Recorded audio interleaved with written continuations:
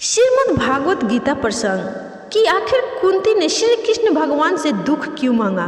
जानने के लिए इस कहानी को पूरे अंत तक सुनिए। इस कहानी को जरा ध्यान से जरूर सुनिएगा, क्योंकि वीडियो के लास्ट में मैं आप सभी के धार्मिक ज्ञान को बढ़ाने के लिए इस कहानी से एक सवाल पूछूंगी, जिसका जवाब आप सभी को कमेंट में देना है। तो चलिए दोस्तों, कहानी को शुरू करते हैं, भागवत कथा को शुरू करते हैं। भागवत कथा के अनुसार महाभारत का युद्ध खत्म हो गया था।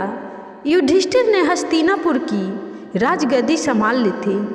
सब कुछ समान हो रहा था। एक दिन वो घड़ी भी आई जो कोई पांडव नहीं चाहता था। भगवान श्री कृष्ण द्वारिका लौट रहे थे।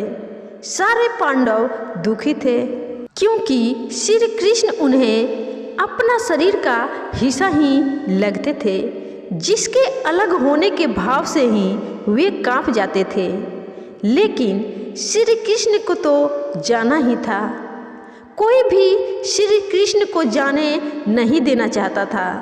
भगवान भी एक एक कर अपने सभी स्नेही जनों से मिल रहे थे। सबसे मिलकर उन्हें कुछ न कुछ उपहार देकर श्री कृष्ण ने विदा ली। अंत में वे पांडवों की माता और अपनी बुआ कुंती से मिले। भगवान ने कुंती से कहा कि बुआ, आपने आज तक अपने लिए मुझसे कुछ नहीं मांगा है। आज आप मुझसे कुछ मांग लीजिए, मैं आपको कुछ देना चाहता हूँ। कुंती की आंखों में आंसू आ गए।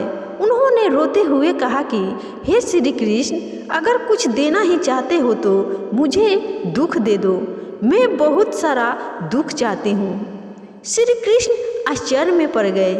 श्री कृष्ण ने पूछा कि ऐसा क्यों बुआ, तुम्हें दुख ही क्यों चाहिए? कुंती ने जवाब दिया कि जब जीवन में दुख रहता है तो तुम्हारा स्मरण भी रहता है। हर घड़ी तुम याद आते हो। सुख में तो यदा कदा ही तुम्हारी याद आती है।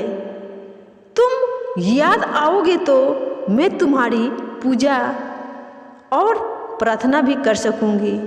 तो दोस्तों, ये थी भागवत गीता प्रसंग। आपको इस कथा से क्या सीख मिली, कमेंट करके जरूर बताना। और आज का सवाल ध्यानपूर्वक सुनिए कि श्री कृष्ण भगवान और कुंती में क्या रिश्ता था। इस सवाल का जवाब के उत्तर में बेसब्री से कमेंट में इंतजार करूंगी। आप सवाल का जवाब जरूर देना।